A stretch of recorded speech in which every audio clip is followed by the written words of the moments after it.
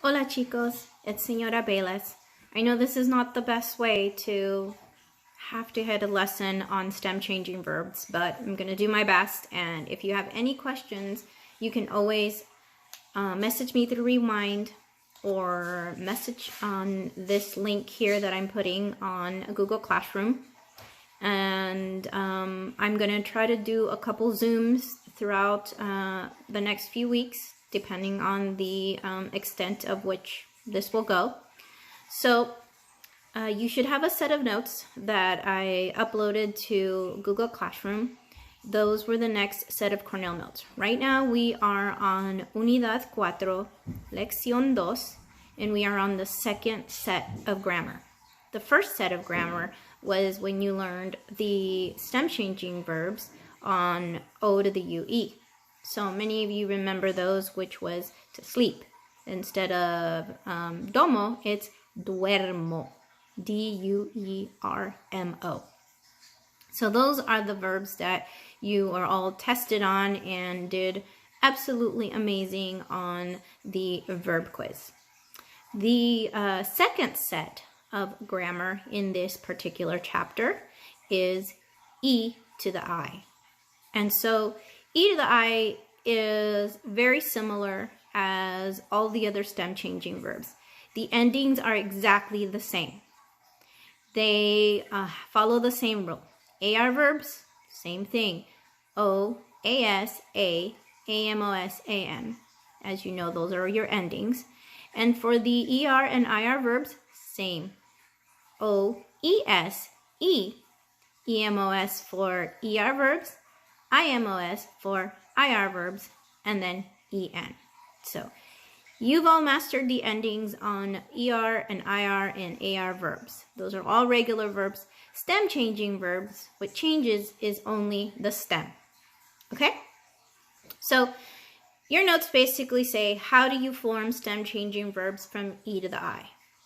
And so I have the notes here, as you can see, are the same ones that you guys have. So if I'm looking down a little, it's just so that I make sure that I'm walking you through these notes so that you can understand them. And if you have any questions, like I said, you can always post those on Google Classroom, or you can message me directly and I will answer those for you. So the first question says, how do you form the present tense of those verbs? And so same rule as the previous ones that I just talked about. They don't change in the nosotros or the vosotros. Remember, it's not podemos, it's podemos. So if you remember that I emphasize that it does not change in the nosotros and vosotros. There's no stem changing. The stems only change in the yo, the tú, the él, ella, the ellos and ellas o ustedes. Okay? So the first verb that I put there for you is to serve. And that means, like, if I'm a waiter or a waitress, I can serve you your food. And so, as you can see, I highlighted the part that changes.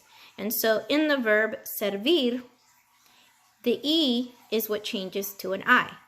So it's yo sirvo, tú sirves, él, ella, usted sirve, and then it's servimos. Now notice that it does not change the stem on the nosotros. And the ending is IMOS because it is an IR verb. Vosotros es servéis, and then ellos, ellas, ustedes sirven. So if you have the same thing in front of you, you will notice that it is just the E that changes to an I in the yo, the tú, the él, ella, usted, and ellos, ellas, ustedes.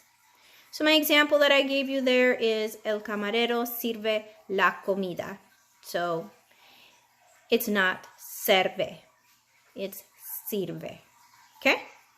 Same with the verb pedir. So pedir is to ask for or to order. And so many of you guys, we've been doing this unit and it's all about food and going to restaurants. And so one of the things that you will notice is that the verb pedir also is a stem changing verb that changes to an I. And so when you use it, you have to make sure, this is really important, you have to make sure that in the yo form, you change the stem. Because if you say yo pido un refresco, that is correct and it sounds correct. But if you don't stem change, and you guys might find some humor in this, is I and then the word fart. If you leave it as an E-D-O, if it's P-E-D-O, that basically means fart in Spanish. So you want to make sure that you change the stem on that one for sure. Which if you do it for the first one, you're going to remember to do it for the rest of the subject pronouns. So it's yo pido un refresco, which basically translates to I order a refreshment or a soda, right? And again, if you notice on the nosotros, it does not change. And so it's siempre pedimos una ensalada. So those are stem changing verbs. And those are two stem changing verbs that I figure I could lay out for you. And then the question is always, well, how do we know that they're stem changing verbs? You just learn to recognize which ones they are. That's why I gave you a list of a couple that you will begin to recognize. You will quickly know that pedir is definitely a stem changing verb. Because like I said, in the yo form, you definitely do not want to spell it P-E-D-O. Because again, that's going to be something funny. Somebody who speaks Spanish will probably laugh at you. And so it's definitely a stem changing verb. Servir, again, you will notice it's going to look wrong. Eventually, over time, as you learn it and you see it more often, you'll remember that it's one of those stem changing verbs. And so a couple more that I put on your notes were repetir, which means to repeat, competir, which means to compete. And so you will say, well, what E am I changing? Well, most of these verbs that you'll get only have one E, unless they end in ER, but we know that that's not the E that we change, because that's the infinitive part, if you remember. So that ends our lesson for today. I left you a little practice to do. If you guys have any questions about the practice I left on there, like I said, go ahead and put a comment on the Google Classroom, or you can look on Google Classroom again, and I can go ahead and I will basically just project it the day after so you guys can see what I did when I completed the sentences for you. And so, all right, chicos, please keep checking Google Classroom. I will continue to put lessons. This is a new lesson on something that, on a stem changing that we didn't get an opportunity to do. And so I hope you all are doing good and staying indoors.